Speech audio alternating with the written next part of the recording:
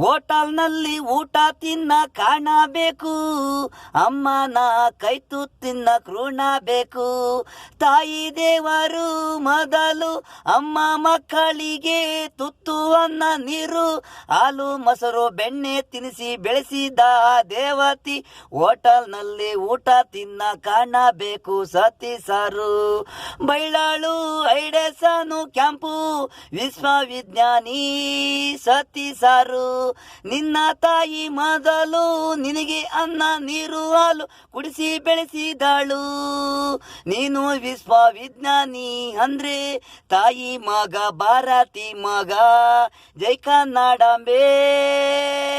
ಹೋಟೆಲ್ನಲ್ಲಿ ಊಟ ತಿನ್ನ ಕಾಣಬೇಕು, ಅಮ್ಮನ ಕೈತು ತಿನ್ನ ಋಣ ಬೇಕು.